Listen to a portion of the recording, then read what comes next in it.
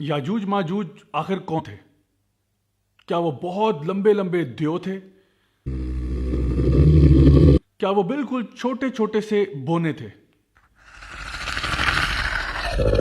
کیا ان کے بڑے بڑے کان اور لمبے لمبے سینگ ہوا کرتے تھے؟ جب وہ پہلے کسی زمانے میں ہوا کرتے تھے تب وہ کیا کرتے تھے، اور اب جب وہ آئیں گے تو پھر وہ دنیا میں کیا کریں گے؟ السلام علیکم ورحمۃ اللہ وبرکاتہ my dear brothers and sisters, my name is Raja Zia ul-Haq, اور آج میں آپ کے ساتھ شیئر کروں گا Yajuj Majuj from the Quran and Sunnah, separating myth from reality.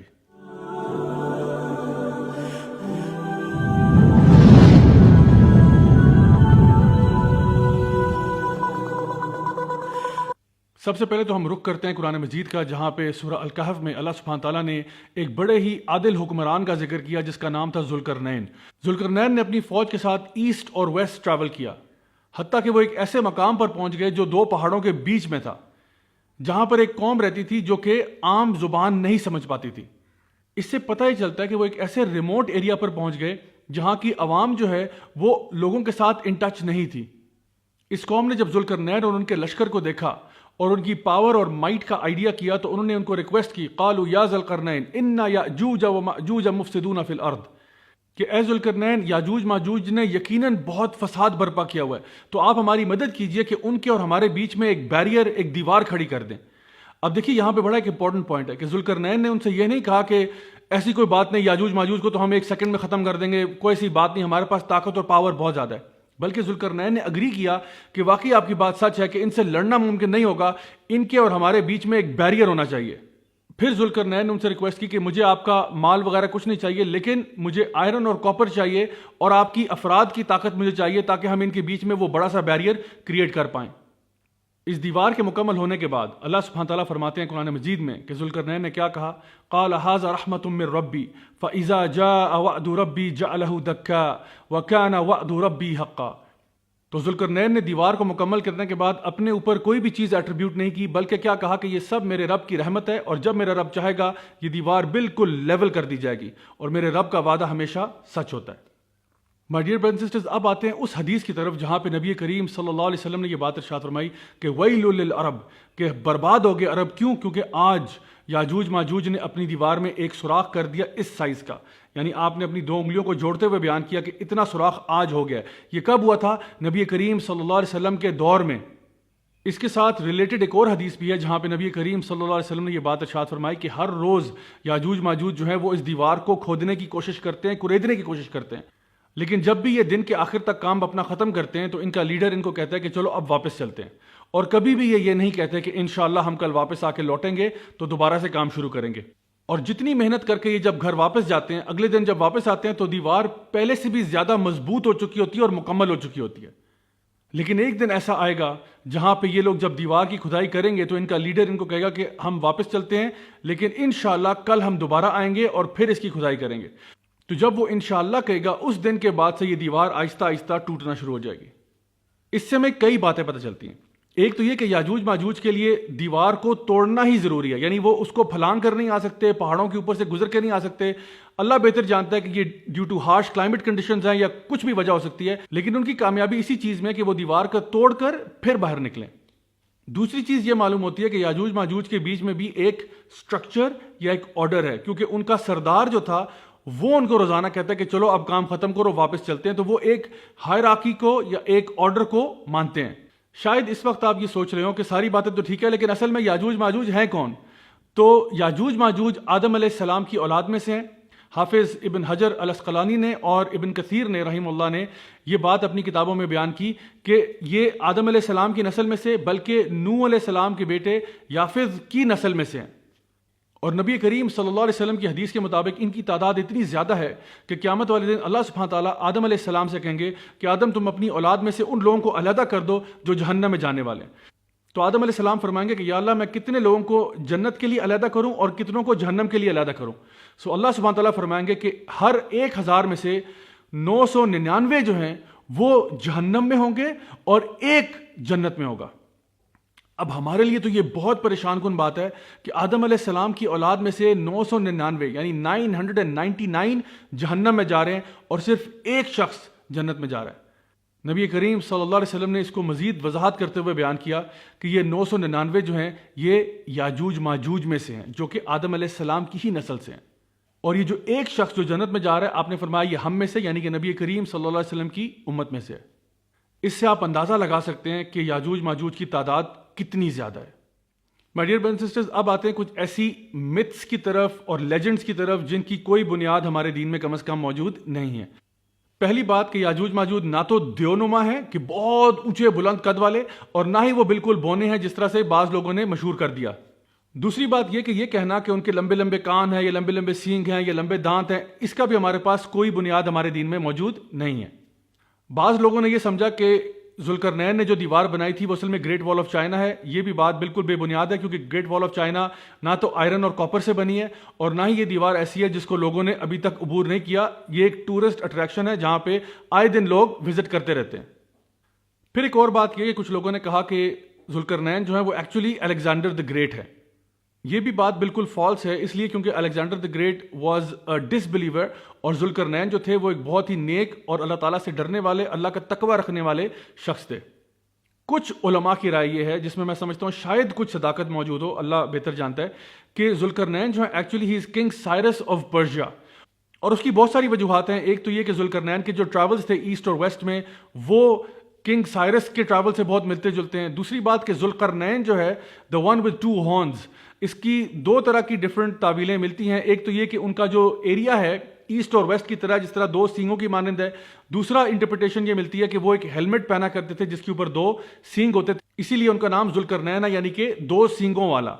King Cyrus of Persia کی جو ڈسکوریز ہوئی، جو ان کا ٹوم ملا اور جو ان کے اسٹیچوز ملے، ان میں سے ایک اسٹیچو قابل غور ہے جس پہ دو سینگ بڑے پرومننٹلی نمایاں ہیں، اور ان کا کیریکٹر بھی کچھ ایسا ہی تھا کہ وہ بہت نیک اور با اخلاق انسان تھے۔ تو گائز یہ صرف ایک اسپیکولیشن ہے، اس کو آپ نے قرآن و حدیث نہیں سمجھنا، یہ بعض علماء کی رائے ہے، تو اس کو رائے ہی رہنے دیں۔ یاجوج ماجوج کی فزیکل ڈسکرپشن میں ہمارے پاس نبی کریم صلی اللہ علیہ وسلم کی ایک روایت موجود ہے جہاں پہ آپ نے فرمایا کہ ان کی آنکھیں چھوٹی ہوں گی، ان کے بال ریڈش بلیک ہوں گے، اور ان کے چہرے جو ہے وہ چپٹے ہوں گے جس طرح کہ ایک شیلڈ ہوتی ہے۔ اگین اس بات کی نشاندہی کرتے ہوئے کہ وہ بنی آدم میں سے ہی ہیں۔ اچھا، اب آتے ہیں ان لوگوں کی طرف جو کہ اسکیپٹکس ہیں، یعنی کہ وہ اعتراض یہ کرتے ہیں کہ دیکھیے اگر یاجوج ماجوج کی تعداد اتنی زیادہ ہے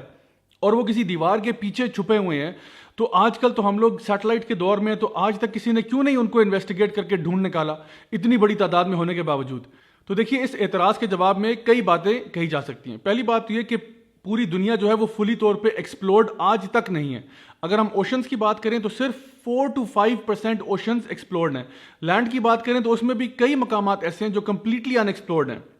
دوسری بات یہ کہ ہم لوگ ایز مسلمز یہ بات جانتے ہیں کہ جب بھی اللہ تعالیٰ قرآن مجید میں کوئی بات کہہ دیتا ہے ہم کہتے ہیں سمعنا و اطعنا، اللہ نے بات کہہ دی ہم مان لیتے ہیں۔ جیسا کہ اللہ سبحانہ تعالیٰ نے قرآن مجید میں اسراء والمعراج کا ذکر کیا کہ نبی کریم صلی اللہ علیہ وسلم ساتوں آسمان سے ہو کر بھی آگے، تو ہم اس پر ایمان لاتے ہیں۔ اللہ تعالیٰ نے فرشتوں کا ذکر کیا، ہم اس پر ایمان لاتے ہیں۔ اللہ تعالیٰ نے بیان کیا کہ موسیٰ علیہ السلام نے سمندر کو 2 حصوں میں بانٹ دیا، ہم اس پر بھی ایمان لاتے ہیں۔ اور اسی طرح کے دیگر میریکلز جو ہوتے رہے ہم سب پر ایمان لاتے ہیں، حتیٰ کہ سورۃ الکہف جس میں ذوالقرنین کا اور یاجوج ماجوج کا یہ قصہ بیان کیا ہوا ہے، اسی سورۃ الکہف میں اصحاب کہف کا بھی ذکر ہے جو کہ 309 سال تک سوتے رہے اور بالکل اسی طرح جوان رہے جس طرح اس ٹائم پر تھے جب وہ غار میں جا کر سوئے تھے۔ تو اللہ تعالیٰ تو ہر چیز پر قادر ہے، ان اللہ علی کل شیء قدیر۔ تو اگر اللہ تعالیٰ نے قرآن مجید میں یہ بات بیان کی کہ یاجوج ماجوج کو ایک بیریئر کے پیچھے روک دیا گیا، تو ہم کیا کہتے ہیں؟ ہم کہتے ہیں سمعنا و اطعنا، ہم نے سن لیا اور ہم مانتے ہیں۔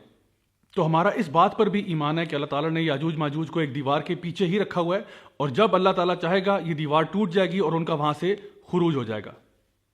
حافظ ابن کثیر رحمہ اللہ کے مطابق یہ جو ایریا ہے جہاں پہ یاجوج ماجوج ہیں یہ تقریباً آرمینیا اور آذربائیجان کے قریب قریب کہیں ہیں، اور اللہ بہتر جانتا ہے کہ واقعی ایسا ہے یا نہیں ہے۔ آپ کو معلوم ہے کہ نبی کریم صلی اللہ علیہ وسلم کے دور میں بھی ایک شخص تھا جس نے آ کے آپ صلی اللہ علیہ وسلم کو یہ بات ارشاد فرمائی کہ میں نے خود اپنی آنکھوں سے یاجوج ماجوج والی دیوار دیکھی ہے۔ اور جب آپ صلی اللہ علیہ وسلم نے اس سے پوچھا کہ مجھے بتاؤ کہ اس کی ڈسکرپشن کیسی ہے، تو اس نے بتایا کہ وہ ایک سٹرائپس کی فارم میں ہے، اور اس بات کی تصدیق نبی کریم صلی اللہ علیہ وسلم نے کی کہ ہاں تم نے بالکل صحیح فرمایا۔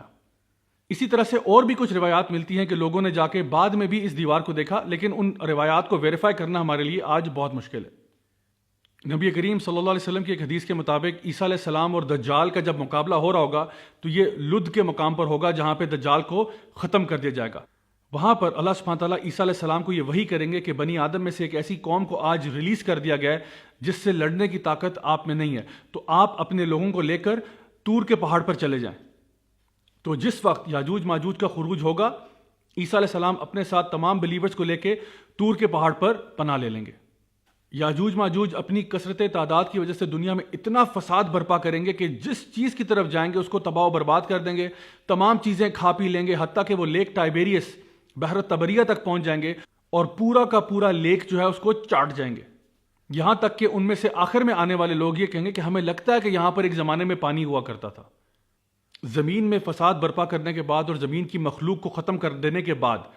یہ اپنے تیروں کا رخ آسمانوں کی طرف کریں گے، اور جب یہ تیر آسمان کی طرف پھینکیں گے اور جب یہ واپس آئیں گے تو یہ خون آلود ہوں گے۔ اصل میں انہوں نے مارا کسی کو نہیں ہوگا، یہ اللہ تعالیٰ ان کو ایک دھوکہ دے گا کہ ان کے تیر خون آلود ہو کے واپس آئیں گے، تو پھر یہ دعویٰ کیا کریں گے کہ ہم نے آج زمین کی مخلوق کو ختم کر دیا اور اب تو آسمان کی مخلوق کو بھی ختم کر دیا۔ مین وائل عیسیٰ علیہ السلام اور ان کے ساتھی کوہ طور پہ ایک فورٹریس کے اندر پناہ لے رہے ہوں گے اور روز دعائیں کریں گے کہ یا اللہ ہمیں یاجوج ماجوج کے فتنے سے نجات عطا فرما۔ پھر ایک دن کیا ہوگا کہ یاجوج ماجوج کی گردن سے ایک کیڑا نکلے گا جو کہ ان کی موت کا باعث بنے گا، اور تمام یاجوج ماجوج اس طرح مر جائیں گے جیسے کہ ایک جسم مر جاتا ہے۔ پھر دنیا میں بالکل خاموشی ہوگی، اور اسی طرح کئی دن کی خاموشی کے بعد عیسیٰ علیہ السلام کے ساتھیوں میں سے لوگ ایک دوسرے کو انکریج کریں گے کہ جاؤ خبر لے کے آؤ کہ یاجوج ماجوج کے ساتھ ہوا کیا، کیونکہ بالکل کچھ دنوں سے خاموشی ہے۔ بعض لوگ شاید یہ سوچ رہے ہوں گے کہ یہ ایک ٹریپ ہے کہ یاجوج ماجوج جان بوجھ کر خاموش ہیں تاکہ ہم لوگ جب نیچے اتریں تو ہمیں یہ ہڑپ کر جائیں، لیکن بعض لوگوں کا یہ کہنا ہوگا کہ نہیں، شاید وہ واقعتاً مر چکے ہوں۔ لیکن پھر انہی لوگوں میں سے ایک بہت ہی بہادر شخص قلعے سے نیچے اترے گا یہ بات جانتے ہوئے کہ میری موت تقریباً یقینی ہے، لیکن جب وہ نیچے اترے گا تو وہ دیکھے گا کہ تمام زمین یاجوج ماجوج کی ڈیڈ باڈیز سے بھری پڑی ہے۔ وہ یہ خوشخبری آ کے باقی اپنے ساتھیوں کو دے گا، اور پھر یہ لوگوں کے لیے ایک خوشی کا سما ہوگا کہ اللہ تعالیٰ نے یاجوج ماجوج کو ختم کر دیا۔ یاجوج ماجوج کی ڈیڈ باڈیز اتنی زیادہ تعداد میں ہوں گی کہ زمین پر چلنے کی جگہ تک نہ ہوگی، اور بدبو فضا میں چاروں طرف پھیلی ہوگی۔ اللہ سبحانہ تعالیٰ پرندے بھیجے گا جن کی گردنیں اونٹوں جیسی ہوں گی، شاید یہ کوئی جائنٹ ولچرز یا کانڈورز ہوں جو یاجوج ماجوج کی باڈیز کو اٹھا کر اس جگہ پر پھینک دیں گی جہاں پہ اللہ تعالیٰ چاہے گا، اور اس کے بعد 40 دن تک خوب بارش ہوگی حتیٰ کہ زمین بالکل صاف ستھری کر دی جائے گی۔ یہ وہ ٹائم ہوگا جب زمین خوب غلہ، اناج، پھل اور پھول اگائے گی اور لوگ پیٹ بھر کر کھایا پیا کریں گے۔ یاجوج ماجوج کے بعد بھی حج اور عمرہ بالکل برقرار رہے گا، حتیٰ کہ عیسیٰ علیہ السلام بھی حج کے فرائض ادا کریں گے۔ My dear brothers and sisters, Yajuj Majuj کے قصے سے جو بات ہماری سمجھ میں آتی ہے وہ یہ ہے کہ ہمارے پاس استطاعت نہیں ہے یاجوج ماجوج سے لڑنے کی، یعنی کہ اللہ سبحانہ تعالیٰ کی طرف سے کبھی کبھار کوئی ایسے ٹرائلز اور ٹریبولیشنز آتے ہیں